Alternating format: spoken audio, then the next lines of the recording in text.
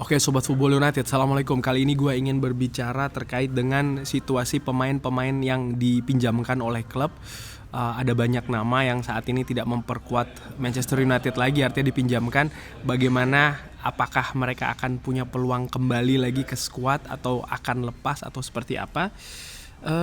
Oke, ini dari beberapa nama yang saat ini statusnya dipinjamkan ya. Oke, gue bahas pertama adalah dari seorang Jadon Sancho. Menurut gue Jadon Sancho jelas kemungkinan besar akan dilepas, siapapun yang menjadi manajer di Manchester United. Situasi bagaimana dia bertikai dengan Erik ten Hag ini pastinya juga dilihat oleh pemain lain, ya bukan hal yang positif. Sehingga menurut gue kemungkinan akan lepas. Pertanyaannya adalah akankah lepas secara permanen atau lepas dengan pinjaman yang diperpanjang. Nah, ini juga menarik. Hadi Mebri menurut gue tidak sukses ya peminjamannya di Sevilla. Apakah dia akan kembali secara permanen atau tidak? Yang jelas menurut gue peminjamannya tidak sukses. Mungkin akan dipinjamkan lagi, mungkin juga akan dijual, tergantung tentu saja tawaran yang akan terjadi. Lalu jika melihat Alvaro Fernandes nampaknya juga akan lepas ke Benfica. Daniel Gore menurut gue ini akan kembali lagi ke Manchester United. Dan kalau melihat dari back kiri muda bersama dengan Ipswich, Brandon Williams yang sukses promosi ya kan ke Premier League, menurut gue besar akan dipermanenkan justru oleh Ipswich, dan ini bisa menambahkan pemasukan bagi klub. Lalu kalau gue menilai Mason Greenwood, Fabrizio Romano mengabarkan ini memang akan diuangkan oleh Manchester United. Dan kalau gua singgung pemain lain, nah ini juga yang mengkhawatirkan, yaitu adalah seorang Donny van de Beek ya. Dimana Donny van de Beek tidak sukses juga di Frankfurt. Apakah akan ada tawaran yang datang? Kalaupun iya, gue pikir juga harganya pastinya jeblok, rendah. Dan terkait dengan pemain muda, balik lagi Alvaro Fernandes, memang saat ini dia dipinjamkan ke Benfica. Dan ini memiliki opsi beli senilai 6 juta euro kalau dia bisa mulai 50% dari pertandingan bersama dengan Benfica saat ini. Jadi menurut gue nih situasinya masih terbuka. Pemain ini juga sebenarnya menurut gue bertalenta ya, tapi tentu saja pemain muda ini butuh juga menit bermain yang tinggi. Dan itu permasalahannya ketika dia kembali ke Manchester United. Gue gak yakin dengan situasi bek kiri saat ini ada Luke Shaw dan lain-lain ini, apakah dia akan bisa mendapatkan menit bermain yang tinggi. Karena ketika dia datang dan hanya sebagai pemain rotasi saja, gue gak yakin perkembangannya akan maksimal. Sehingga mungkin dinilai oke, dilepas dulu. Apakah ada opsi beli selanjutnya juga menarik, karena kabar terakhir tidak ada ya. Ataukah memang dia dinilai secara tim internal memang tidak sesuai dengan filosofi ataupun konsep bermain dari klub, dari skuad, ini juga bisa terjadi. Tapi menurut gue nih harganya murah sih ya, 6 juta saja untuk Benfica, yang memang juga seperti kayak Orkun Kukcu ya kan, diambil dari Feyenoord dan dipasang harga yang cukup tinggi sebagai release clause-nya. Dan terkait dengan bek kiri, tadi disebutkan Brandon Williams, kontraknya sendiri ini akan berakhir di bulan Juni. Dan berarti kalau gue nggak salah nih, gue ambil dari Transfermarkt, maka Ipswich bisa mengambil secara gratisan ya. Luar biasa bek kiri muda yang memang dinilai kalah bersaing dengan bek kiri saat ini, Luke Shaw maupun juga Tyrell Malacia. Tapi by the way dia sukses mengantarkan Ipswich untuk promosi ya kan. Dan Facundo Pellistri ya, gue juga lupa nih, Facundo Pellistri ini selesai kontraknya di tahun 2025. Dengan situasi apa yang terjadi di musim ini, dia di mana dia diberi kesempatan tapi tidak bisa menunjukkan tidak bisa memperlihatkan memang dia mampu bersaing.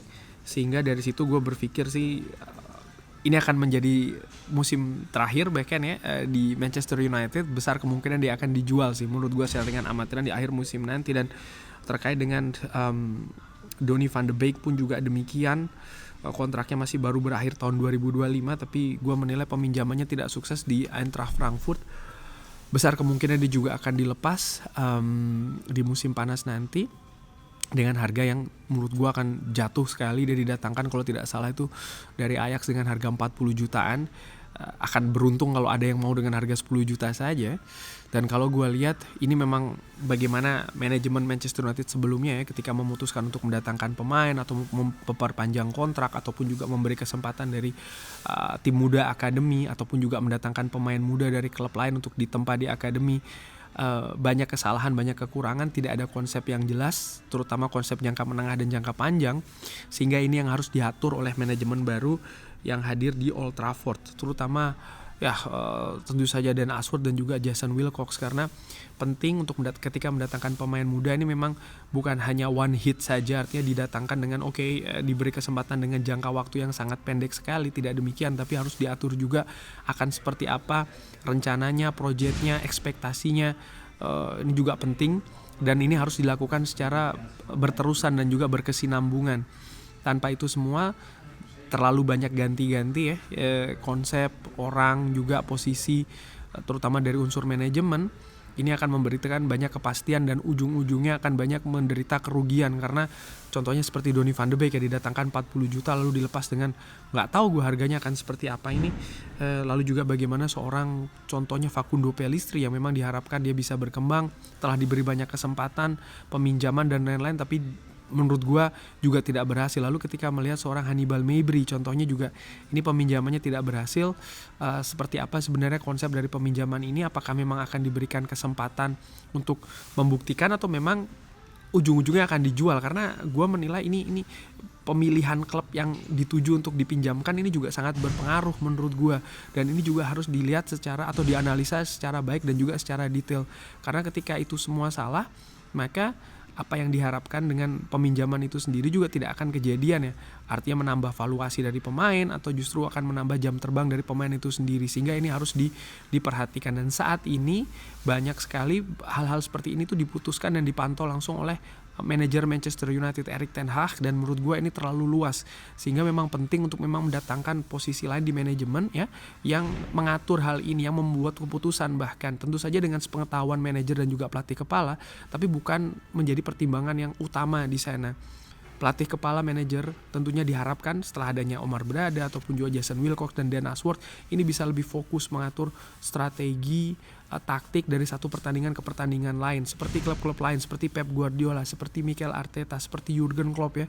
Ini menurut gue sangat penting untuk disusun ulang di Manchester United. Gue bukannya menyalahkan manajemen seutuhnya, tapi memang itu faktanya. Manchester United tidak memiliki struktur yang modern di dunia sepak bola saat ini.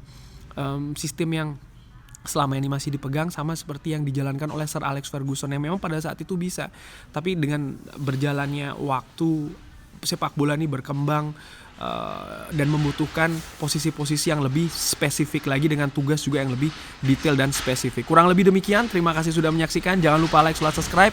Assalamualaikum warahmatullahi wabarakatuh. Thank you.